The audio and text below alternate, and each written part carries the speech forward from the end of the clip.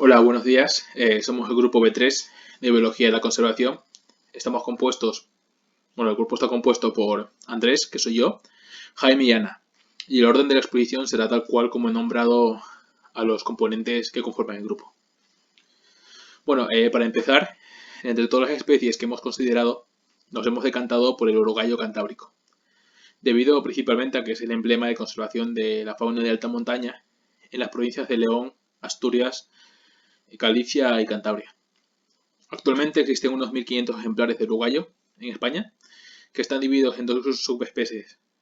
Primero está el urogallo pirenaico y en segundo lugar el urogallo cantábrico, que es el del cual trataremos en las siguientes diapositivas.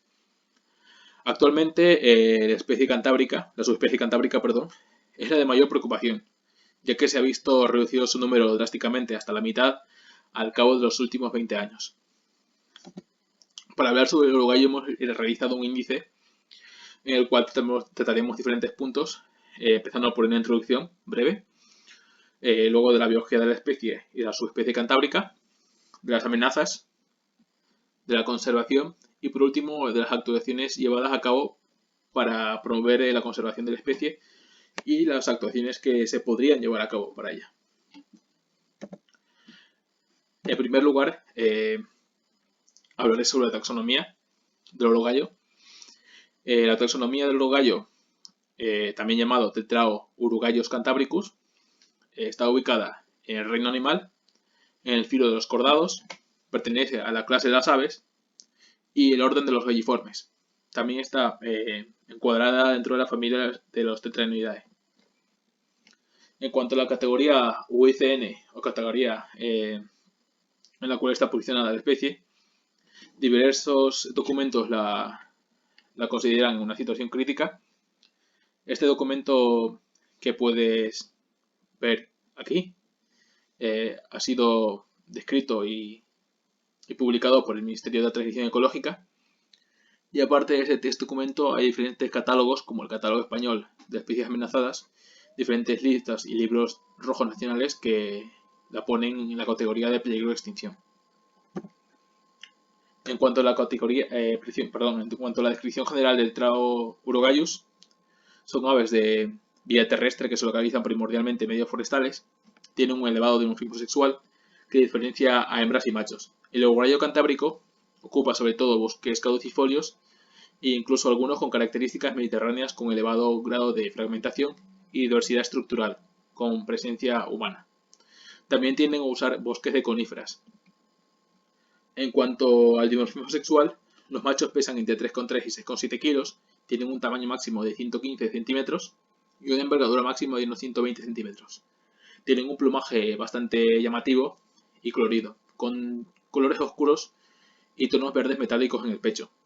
El vientre, el inferior de la cola, puede variar de color blanco a negro, con punteaduras algunos, y muchas subespecies de gallos cantábricos, de urogallos, en Europa pueden poseer un manto de plumas debajo del pico. La cola es en forma de abanico con llamativas punteaduras y sobre los ojos tiene una especie de cejas que tienen colores rojizos. En cuanto a las hembras, tienen un tamaño bastante menor y un peso menor de unos 1,5 a 2,5 kilos y una envergadura máxima de 70 centímetros. El tamaño máximo también en altura es de 64 centímetros y su plumaje también es bastante característico. Tiene un plumaje pardo jaspeado de negro y un vientre de color claro.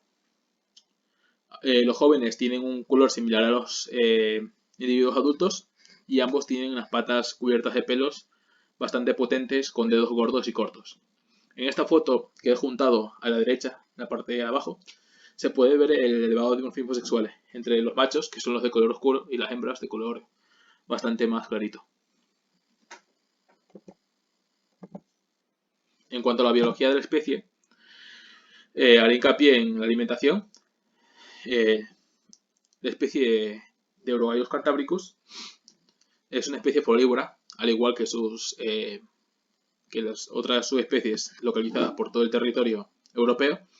Se alimenta principalmente de hojas de árboles, arbustos y complementa su dieta con bayas, frutos, semillas y otros brotes tiernos.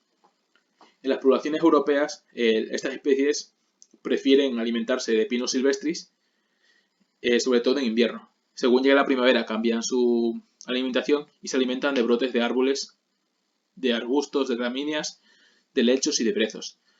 Al final de verano y otoño se alimenta principalmente de frutos secos, de frutos de arándanos y de hojas.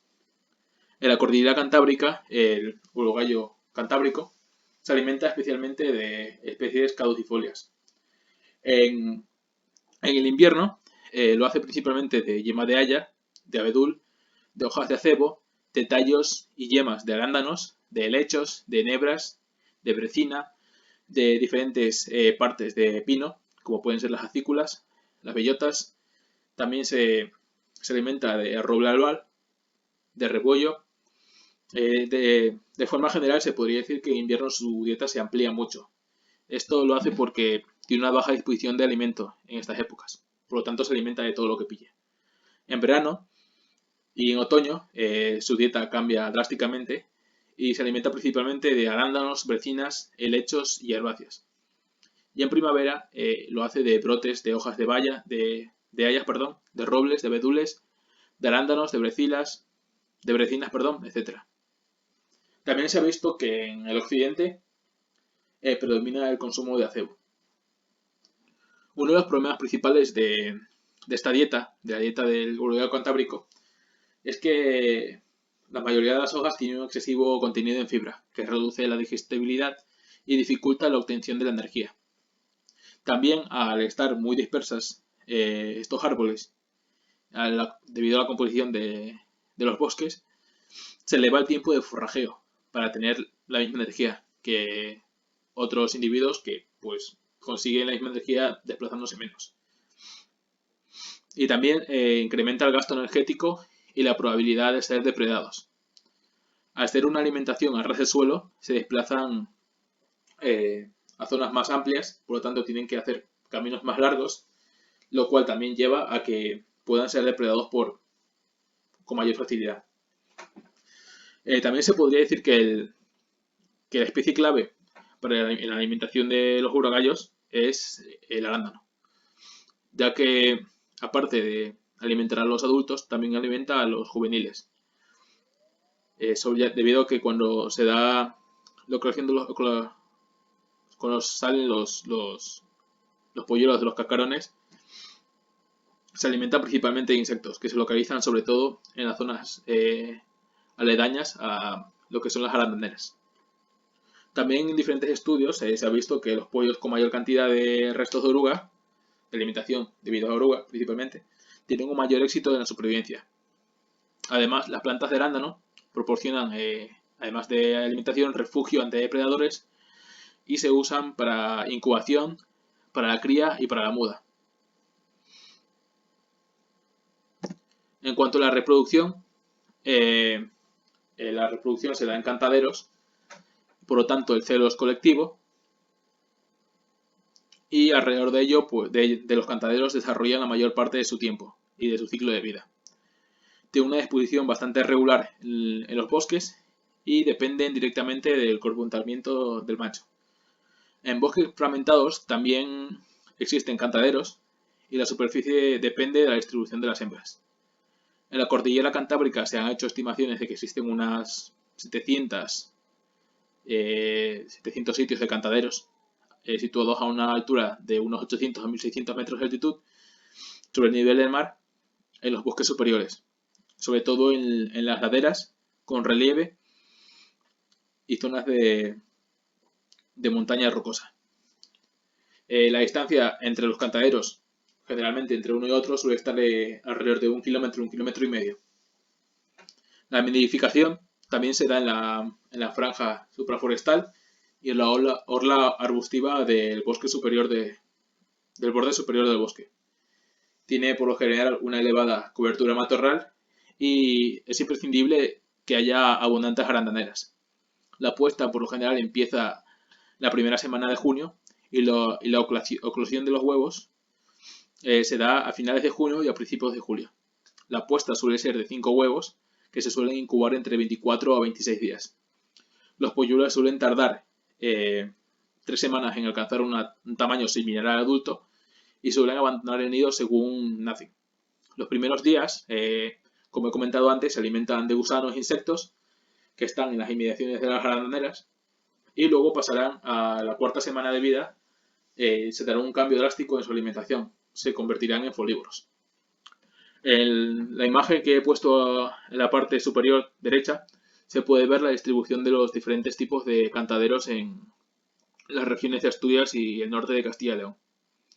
Y abajo se ve una agrupación de individuos, en los cuales vemos los individuos adultos, que son los gallos cantábricos, y alrededor de ellos las urogallinas.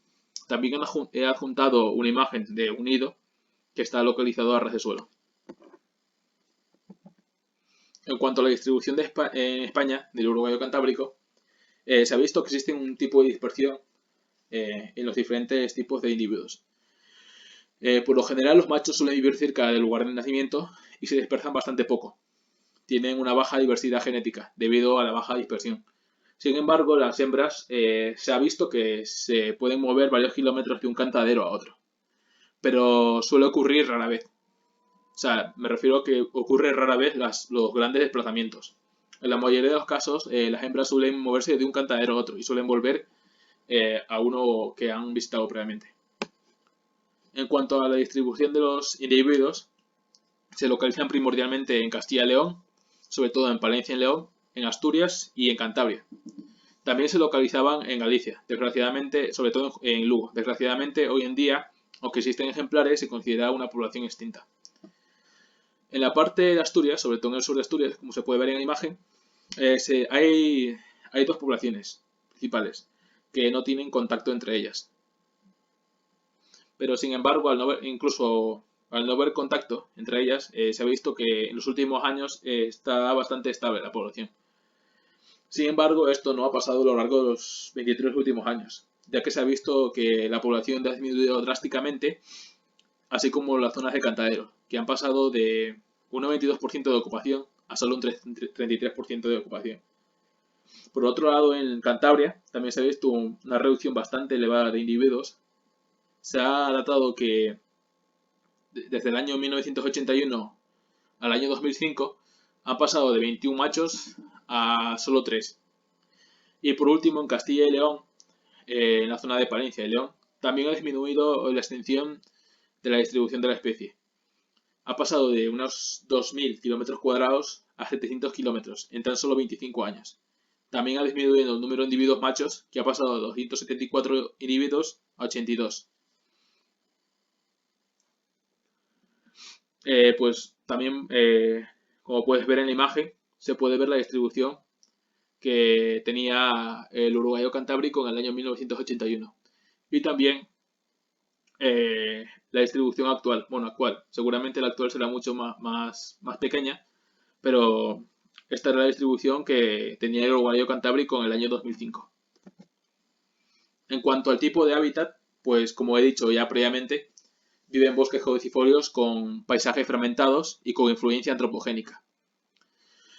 En cuanto al macrohábitat, por lo general son bosques caducifolios mosaicos formados por distintos tipos de especies, entre los que están las hayas, los robles, los abedules, los acebos, los brezales, los tejos, los piomales, los prados, los pastizales, los calveros. También hay turberas, pedrizas, cantiles rocosos y superficies no arboladas. Por lo general, existe una diferencia entre el macrohábitat de la zona occidental y la zona oriental. Estas especies prefieren en la zona oriental hayedos y en la zona occidental bosques mixtos. También es necesario una heterogeneidad espacial en la cual deberían existir claros, calveros intercalados con elevada densidad forestal, y también es necesario bosques jóvenes. En cuanto al microhábitat, se ha visto que la estructura del bosque es un factor bastante importante, pero no es tanto el tipo de especie que compone el bosque, ni la edad tampoco del mismo. Por lo general buscan bosques de baja espesura con pies pequeños y medianos, y se ha visto que el arándano es una especie clave en el hábitat del urogallo, especialmente en la puesta de huevos y la crianza de las polladas, perdón. Les es imprescindible amplias manchas de arbustos de baja estatura que les permitan evitar depredadores y que les permitan tener una gran visibilidad. Las hembras con polladas por lo general suelen elegir zonas de abedules con cobertura de andaneras bastante amplias de bosques superiores, debido a que los abedules tienen una baja cobertura arbórea y que permiten, por lo tanto, un desarrollo óptimo de arándanos, tanto en altura como en extensión, que son realmente importantes para la crianza y la alimentación de los pollos. En cuanto a su ciclo de vida, pues también es importante, ya que su hábitat cambia a lo largo de su vida, a lo largo de cada año. En el celo, a partir de marzo hasta mediados de julio, pasan la mayor tiempo cerca de los cantaderos, implicados en las labores de reproducción. Se alimentan de zonas cercanas a los cantaderos y los cuales están caracterizados por ser bosques maduros, abiertos y con claros a una altitud de unos 800 a 1600 metros sobre el nivel del mar, localizados principalmente en las laderas. En la incubación y las puestas y crianza de pollos, que ocupa desde junio hasta octubre, las hembras suelen vivir en zonas ricas en arándanos, cerca de cantaderos y las zonas superiores de las orlas del bosque. Por lo general suelen elegir zonas de abedul. En cuanto a la invernada, que empieza a partir de la muda hasta el celo, de octubre hasta marzo, los urogallos suelen migrar a zonas más propicias, a zonas en las que haya un menor efecto del invierno, y se suelen mover por lo general a bosques perennifolios, bosques como bosques de pinos silvestris. Incluso pueden moverse de zonas como bosques más densos a zonas rocosas, con una baja densidad arbórea, pero una elevada densidad de herbáceas.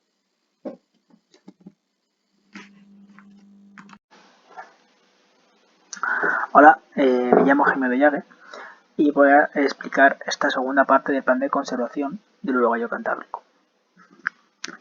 Voy a tratar los temas de las amenazas y el inicio de la preparación de un plan de actuación para esta especie. Las amenazas las hemos clasificado en amenazas globales y amenazas generales, que a su vez están clasificadas en amenazas naturales y no naturales. En las amenazas globales encontramos el cambio climático, que ha provocado un retraso de la estación cálida y seca y afecta principalmente a los polluelos. ¿Por qué afecta a los polluelos? Porque los polluelos nacen en la primera quincena del mes de junio, que se caracteriza por tener unas temperaturas homogéneas y una mayor facilidad para encontrar el alimento, que son insectos, en zonas arbustivas. Con la aparición del cambio climático, estas temperaturas son más inestables y como los polluelos tienen mala termorregulación, son más propensos a morir en sus primeros meses de vida.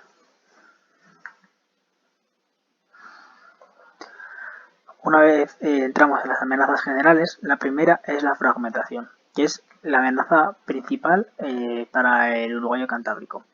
Es la amenaza principal porque está directamente relacionada con el resto de amenazas generales que explicaremos a continuación. ¿Qué provoca la fragmentación?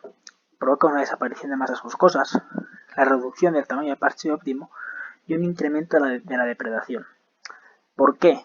Porque la fragmentación favorece la aparición de bordes forestales y pastos, los cuales son ecotonos más favorables para los depredadores del urogallo cantábrico y lo van a aprovechar para depredarlo con mayor fuerza.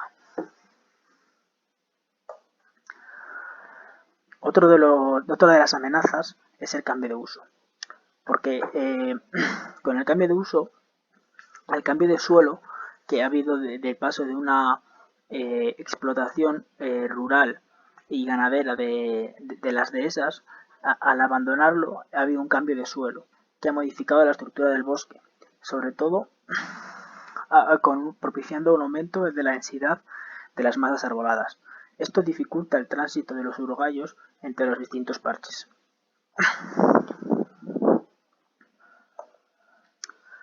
La siguiente amenaza general concierne a la depredación. que, como hemos explicado antes, la fragmentación del hábitat favorece la aparición de depredadores oportunistas como el zorro, la garmulla o la marta. Estos depredadores se ven atraídos hacia estas zonas por una aparición de recursos alimenticios que pueden provenir de asentamientos humanos o por un aumento de carroña de las explotaciones de ganadería intensiva. Las altas densidades de estos depredadores perjudican directamente las posibilidades de supervivencia de los huevos y de los polluelos, ya que constituyen su principal alimento. Debemos de tener en cuenta que, a pesar del bajo número de individuos que tenga el urogallo cantábrico, es un eslabón más en la cadena alimenticia y, por tanto, es susceptible de ser depredado.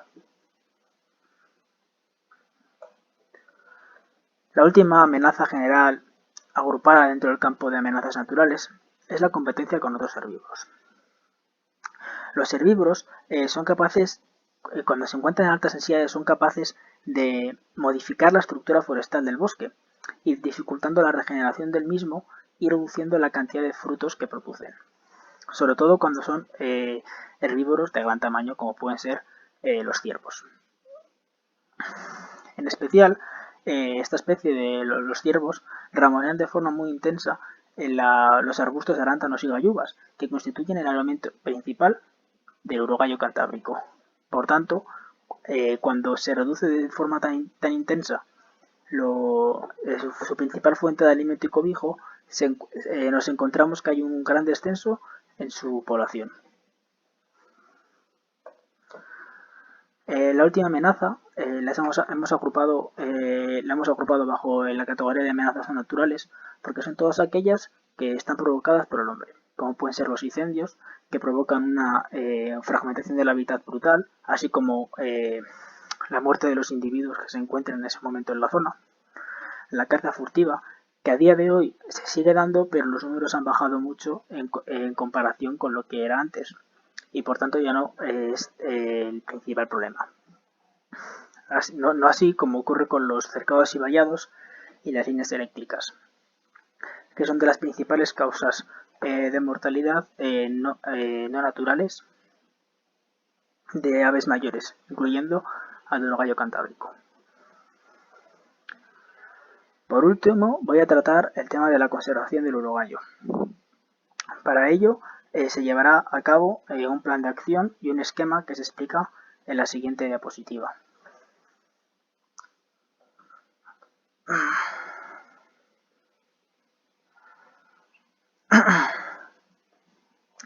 Para realizar un plan de acción, primero debemos de realizar un análisis del paisaje. Una vez realizado este análisis del paisaje, debemos valorar los condicionantes legales que nos permiten abordar o no abordar el plan de acción. Tras esto, realizaremos un análisis tanto de microhábitat como de macrohábitat. Y ya una vez realizado este análisis, plantearemos unos objetivos con un plan de acción posterior. El análisis del paisaje incluye analizar la fragmentación de la zona, la conectividad con otros parches, los recursos, los depredadores, etc. Un paso intermedio antes de pasar a analizar el microhábitat es la presencia o ausencia de urogallo, ya que esta no constituye un factor relevante para afirmar que una zona sea óptima. Esto es porque el urogallo cantábrico es una especie filopátrida, que quiere decir que vuelven a zonas en las que se habían reproducido con anterioridad, independientemente de si es una zona óptima o no. Por tanto, no podemos realizar un plan de acción en una zona basándonos en la presencia del mismo. Tenemos que estudiar si estamos en una época reproductiva o no lo estamos. Después haremos el análisis del microhábitat, que son aquellos factores que condicionan la viabilidad de la especie a escala rodal, la presencia de alimento, depredación, etc. Una vez hemos analizado todos estos factores, planteamos unos objetivos específicos para el área que queremos trabajar. Estos objetivos se suelen englobar en 5 campos, que incluyen la transitabilidad, disponibilidad, bienestar, tranquilidad y seguridad. La transitabilidad. Lo que buscamos con este objetivo es permitir la circulación del urogallo adecuada, facilitando que su acceso al alimento, su detección de depredadores y, en caso de que fuera necesario, su vida. Con disponibilidad nos referimos a asegurar la alimentación del urogallo en cualquier época del año y estado de desarrollo del ave. El bienestar está muy relacionado con la seguridad, ya que pretendemos conseguir hábitats que faciliten la estancia del urogallo, mejorando la visibilidad entre congéneres y del depredador. Y por último, la tranquilidad, que buscamos reducir el estrés al mínimo posible en las épocas de reproducción y cría, para que de esta manera se intente ayudar a su especie en la perpetuación. Para conseguir estos objetivos, llevamos a cabo una serie de estrategias que podemos utilizar por separado o combinarlas para lograrlos. Entre estas estrategias podemos incluir, por ejemplo, un aumento de la diversidad específica, un aumento de la diversidad estructural del área, mejoras estructurales del nivel arbustivo y subarbustivo, reducción de la densidad del arbolado o un aumento de la superficie arbolada.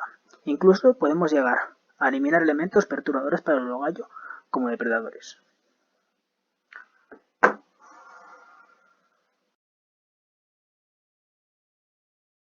Ahora vamos a comentar algunas de las actuaciones que se han llevado a cabo para la conservación del urogallo. Vamos a hacerlo en cuanto a las actuaciones que se han llevado a cabo en el paisaje, en microhábitats y a las acciones ganaderas.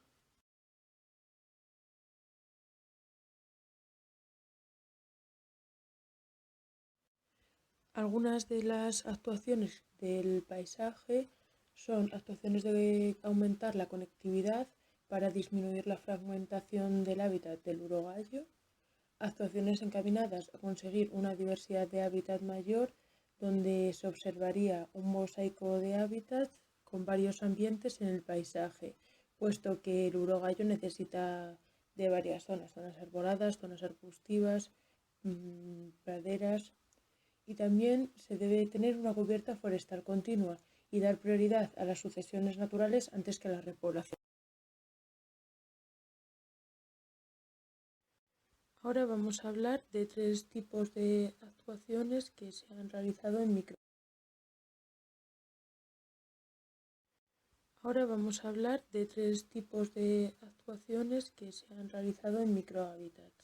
Las actuaciones que se han realizado en estrato arbóreo, en estrato arbustivo y para la prevención de incendios forestales.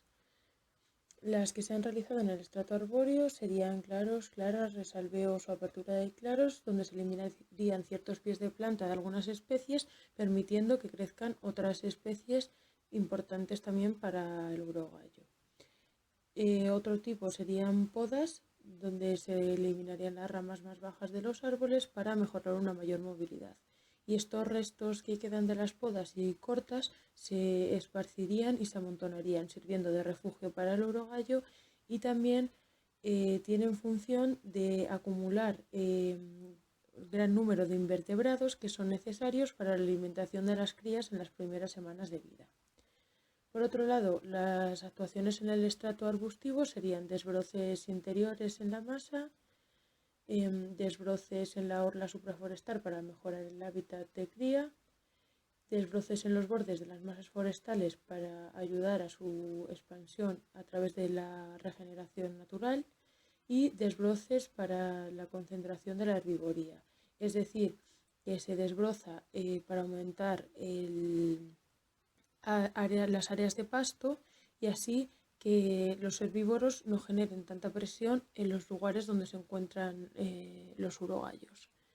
Y por último, las actuaciones que se han hecho para la prevención de incendios forestales serían fajas auxiliares o áreas cortafuegos. En ambas se realizarían podas, desbroces y aclareos de forma conjunta, pero en las fajas auxiliares serían solo en los bordes de caminos y de áreas cortafuego, mientras que en las áreas cortafuego se realizaría en una amplia zona y serían en los lindes de las zonas que tengan una especial importancia para la conservación del urogallo. Para acabar con las actuaciones, vamos a hablar de las actividades agroganaderas, que son importantes para el urogallo, pero en los últimos años han tenido una importante pérdida y ha supuesto que se pierdan pastos y se colonice por bosques. Unas actividades agroganaderas que son las más representativas son la cohabitación del ganado doméstico con el urogallo, puesto que el ganado mantiene limpias y abiertas ciertas zonas del monte importantes para el urogallo. También se realizan desbroces para ampliar las zonas de pasto, y esta creación de pastizales deben tener zonas en su interior que contengan matorrales para que el urogallo pueda cobijarse. No todas las actividades agroganaderas son positivas, puesto que puede haber alguna negativa que suponga algún tipo de problema para el urogallo, como pueden ser que se acumulen grandes cantidades de ganado en ciertas zonas y en ciertas épocas del año que tengan importancia para la supervivencia del urogallo, como puede ser los lugares de alimentación o de cría. Ahora hablaremos del proyecto LIFE que se ha realizado para el urogallo cantábrico. El proyecto LIFE del urogallo cantábrico es un programa de acciones urgentes para la conservación del urogallo y su hábitat en la cordillera cantábrica. Se centra en la gestión del hábitat, la reducción de la mortalidad del urogallo, en custodiar el territorio y los usos tradicionales que tenía este, y la comunicación y divulgación y la creación de voluntariados para ayudar a la supervivencia del urogallo. Vamos a hablar un poco de las medidas que se han hecho, y respecto a la conservación del hábitat, una de las gestiones más importantes es la de la conservación del arándano y el acebo, que son dos especies muy importantes para el urogallo. También se han hecho zonas de unión entre distintas zonas pobladas para reducir la fragmentación. Se ha construido un centro de cría y reserva genética del urogallo siguiendo las directrices del Comité de Fauna y Flora Silvestres. También se han realizado estudios sobre la biología y sus factores de amenaza, y con esta información se han realizado seminarios. Y por último, se ha dado a conocer a la sociedad la problemática de esta especie.